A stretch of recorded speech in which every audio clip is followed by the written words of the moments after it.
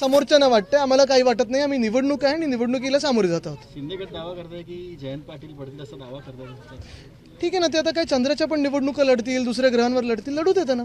मुख्य गोष्ट ही आहे की आम्ही ही निवडणूक ही महाराष्ट्राच्या स्वाभिमानाची निवडणूक आहे. येणारी पण विधानसभेची निवडणूक असेल ती महाराष्ट्राच्या स्वाभिमानाची निवडणूक असेल. आपण पाहिलं असेल महाराष्ट्र लुटण्याचं काम ह्या मिंदे सरकारने केलं या भाजपने केलेलं आहे. आत्ता पण मी कोस्टल रोडचा पाहत होतो. आज जसं त्यांनी उघडलेलं आहे कोस्टल रोड, आमचा प्रोजेक्ट 7 महिने लेट त्यांचं उद्घाटन चाललं आहे, तर ही पार्शल ओपनिंग केलं आहे आणि कुठेही काही प्लॅनिंग दिसत नाही. पूर्ण आमचं वलडी तुंबलेलं आहे ट्रॅफिकनी. म्हणजे कुठेही काही मुंबईबद्दल प्रेम नाही, नुसतं लूट करायची. हे मिंदे सरकारचं काम चालू आहे, भाजपचं काम चालू आहे. सर, विधानसभेच्या अनुषंगाने भाजप असं म्हणतं की जास्तीत जास्त जागा आम्ही लढवल्या तर जास्त जागा ह्या महायुतीला येतील. 180चा दावा भाजपचा आहे. काय वाटतं की महायुती टिकेल? सर, 180 त्यांनी त्यांच्या आजूबाजूला सगळे जे पार्टनर्स घेऊन बसलेले आहेत, EDIT, CBI, मिंदे गट, फुटलेली राष्ट्रवादी, त्यांच्यासोबत चर्चा करावी.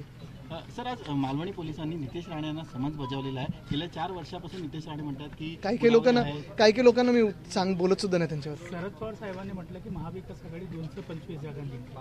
मला वाटतं आपण एक पाहिलं असेल, महाविकास आघाडी लोकसभेत देखील अनेक एक्झिट पोल्स आमच्या विरोधात वगैरे आले, पण लोकांनी ठरवलं होतं की देशात जी मस्ती दाखवलेली आहे भाजपनी, माज दाखवलेला आहे, तो माज उतरून दाखवायचा. या देशात जे संविधानाच्या विरोधात जातात, जे डॉक्टर बाबासाहेब आंबेडकरांच्या विरोधात जातात, जे कोणी देशाच्या विरोधात जातात, त्यांना जमिनीवर आणण्याचा प्रयत्न या देशाने केला, तो यशस्वी ठरला.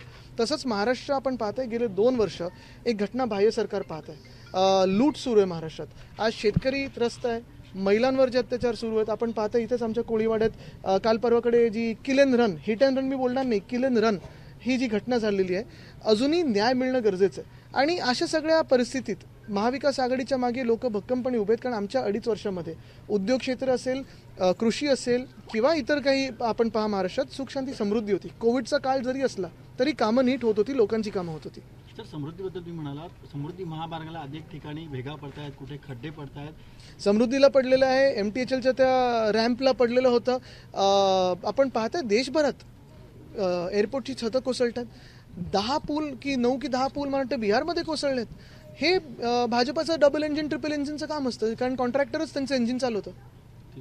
धन्यवाद. ABP माझा, उघडा डोळे बघा नीट.